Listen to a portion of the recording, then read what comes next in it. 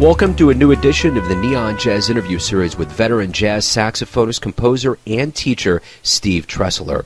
He talked about his latest CD, a collaboration with the great Ingrid Jensen called Invisible Sounds for Kenny Wheeler, circa 2018. He grew up in the Seattle's grunge scene before moving to Boston, and when he got there, he would study with jazz legends like Jerry Bergonzi, Bob Brookmeyer, George Garzone, and the great Steve Lacy.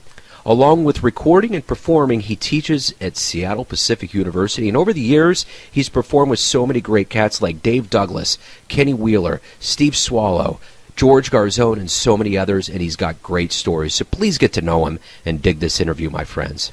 Steve, hey, thanks for taking a minute out for Neon Jazz. I appreciate it. Sure. So let's start off here with your latest album with Ingrid Jensen, Invisible Sounds. This is it's a great album. I just want to know from you, what were you going after with this album, and how do you feel about it? Sure. Well, yeah, thanks for having me on. I first started playing with Ingrid. I brought her out to Seattle as a guest artist on my record called Center Song. We recorded in 2012. We were both, big Kenny Wheeler fans, very profoundly impacted by his music. We both got to work with him personally, and, when he passed in 2014, it had a pretty big impact on me. I just shot Ingrid a message and said, hey, do you want to we could put together some kind of tribute concert for him. And she's like, yeah, let's do it. Let's record it. Hey, let's go back in the studio. We'll get Keezer on it. And suddenly, how this project started. And her band was in Idaho for the Lionel Hampton Jazz Festival, and we tacked on this recording session and a couple gigs, which ended up getting filmed for NPR's Jazz Night in America, which got us some great film. We went through. Well, Ingrid had a bunch of his tunes already arranged. I mean, what we were doing is taking, putting our perspective onto his music. I mean, his body of work really stands on its own, and we wanted to, really honor that tradition and put our own takes on things. We were, if you're not familiar, folks listening aren't familiar with his music. Some of his records on ECM, New High, music for large and small ensembles. It's just so brilliant. His just thick ringing trumpet sound, and he has this really, beautiful sort of post-modal harmonic language, and there's this real freedom to the ensemble playing that we were all drawn to. So just trying to, continue on in that spirit. And, super proud of how it turned out. It's out on Whirlwind Records out of London, and, they've just been doing an awesome job. They've, pressed a double LP, and have been doing great work with publicity. And we've got a album release show, January 23rd and 24th at the Birdland, and yeah, it's just excited. And we recorded 3 years ago, so it's exciting to see this come to fruition and have some momentum behind it. Without a doubt. Let's go back to the beginnings of your life. You grew up in Seattle. You were kind of, you had a front seat to the whole grunge scene. How did that influence you in getting into jazz and music? Yeah, so I grew up in a suburb of Seattle called Edmonds. So I grew up in a suburb of Seattle called Edmonds, and my first experience playing music actually was in school band. Played clarinet in 5th grade. My dad was an amateur guitar player, and we'd listen to some music around the house, but I didn't start playing myself until grade school. And it was about when I was in 6th grade that the Seattle grunge movement hit really big. I mean, I was too young to be going to hear Nirvana and these little clubs when it was just getting started. But all those sounds and the timbre and the emotional intensity, I was just deeply listening to that. And that certainly, any music that we listen to as we're coming of age, really sticks with us. And it wasn't too long after that I started playing in jazz band and got interested in playing saxophone. So my first introduction to jazz was playing in jazz band in middle school.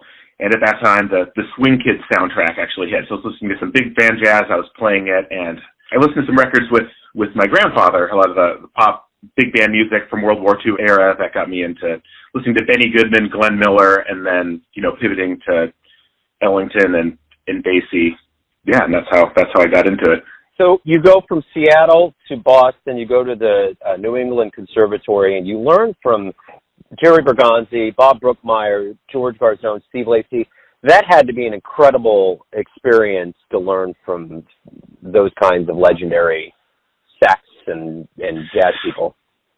Mm-hmm. Oh, absolutely. I mean, it was a real blessing to have that opportunity, you know, to have those folks as my mentors, you know, sort of the apprenticeship period, to work closely with those folks. And yeah, I mean, I think about these folks every day, and it was, yeah, there's a lot there. I could go on for hours from what I learned from those great musicians.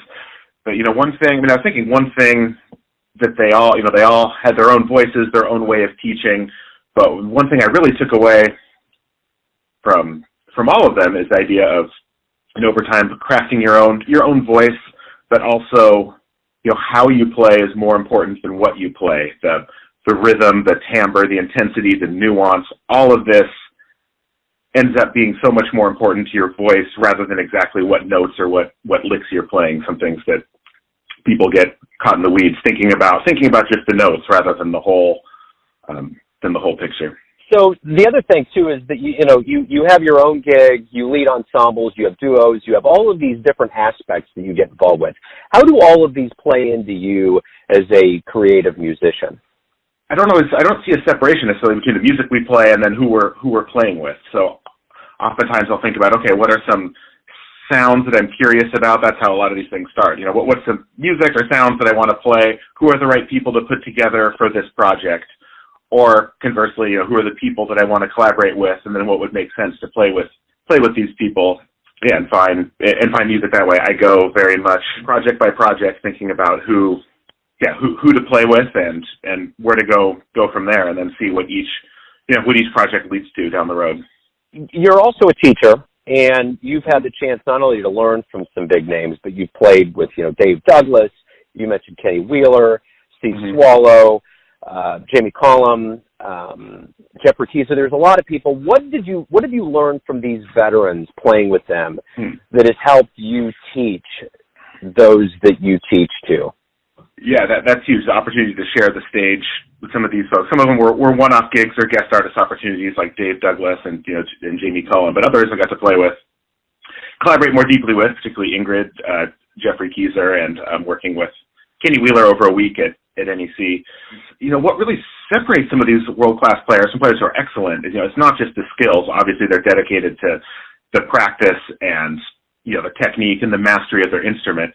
But there's really this level of deep listening and surrender to the music, making the music at its best and listening and collaborating in a way that elevates everyone in the ensemble. Seeing this as a lifelong journey. You know, they're always growing, they're always exploring, you know, in discovery zone, and they're always students themselves. They haven't seen this, that they've arrived as a master status. You know, they're just lifelong students. So just seeing that up close and personal has been huge. And also that they have, you know, the experience playing, that they're always able to bring it every single time, you know, so that they don't have to, you know, wait for a few takes in the studio to just get kind of warmed up and get into it. It's very much, you know, they're able to flip the switch and you know, playing at their best.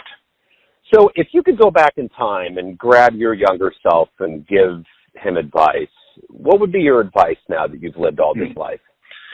Well, related to what I was just mentioning earlier, actually. I may actually give myself this book by George Leonard that's called Mastery, and it's really about, you know, understanding that mastery itself is a path. It's really lifelong learning and growth. It's not a destination you reach. I mean, that was something that Bergonzi hammered home with me. It didn't quite land. I didn't quite understand the lesson until later. That certain things that may seem productive, whether you're being an obsessive perfectionist or being really attached to specific goals or outcomes, some of those things can actually knock us off this path of, you know, this lifelong commitment to our art and our craft.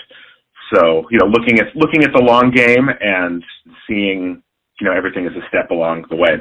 You know what? Another part of a step along the way, our education, not only as musicians, but people that admire music, are the concerts that we see live. In particular, when you were younger, what jazz shows did you see that left a deep impression on you? When I was young, when I was in high school, I was really blown away hearing, I got to see Michael Brecker and Joshua Redman live. I remember that just being blown away because, you know, wow, this is really stunning. This is something that I want to spend my life doing. Those were a couple shows that made an impact for sure. What does your future look like? What would you like to see happen here in about 5 or 10 years? Well, I'm certainly excited with the momentum that's come with this latest record with Ingrid. There's been some more opportunities coming down the pike on the back end of this project. I have another record in the can, actually. It's a collaboration with a trio from Denver, Any Booth Trio. It's music we recorded about a year ago. It's called the Snowline Project, and that will be, working on the post-production on that. And I've also been working on a solo electroacoustic project, running my saxophone through an array of guitar effects pedals and kind of making some meditative and psychedelic sound worlds. So as I've been putting a lot into that project. So getting those projects up and going, and also doing more educational workshops, group improvisation workshops. And, I'm hoping for the opportunity to even do some more traveling through playing and teaching, and see where things go. So why do you love jazz? The music is endlessly fascinating. There's always new things to hear, more to study, more to practice, and some of the peak experiences of my life have been just able to connect with others, and travel, through music. So if I think about my closest personal relationships and the people, and it all comes back to this community of playing music. So again, there's not the separation between, the music and who we're playing with and who we're playing it for, so it's just so embedded in my life. This is my final question for you, and I want to know this. Everyone has a perception or an idea of who they think you are, your family, your friends, your fans, but you know who you are best. Tell me, who do you think you are? Who do you think you are? That's right. That's a heavy question. So, as I said, it's who any of us are. It's dynamic. It's not necessarily just how I feel right now is who I am. So at least now I'm trying to focus on, what's the best version of myself, and how can I amplify those traits and really grow into the person that I want to become. And that's how I'm looking at it. So in some of those areas are, being committed to my family. I've got a 6-year-old, so I'm really committed to spending lots of time with her.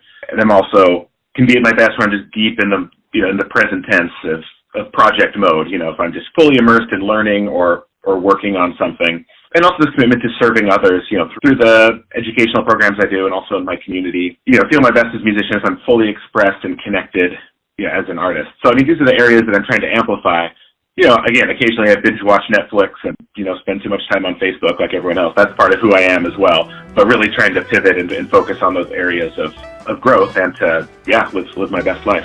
That's a great way to wrap everything up. Hey, thanks for taking some time out to talk about the new collaboration and your life in music. I appreciate it.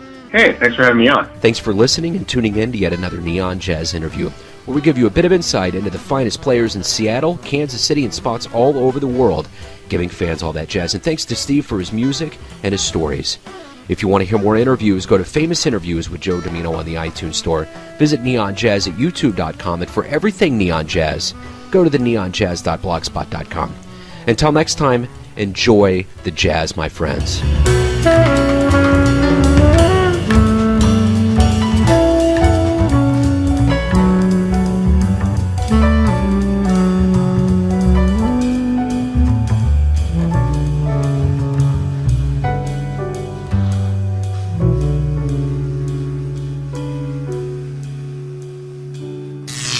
Neon Jazz.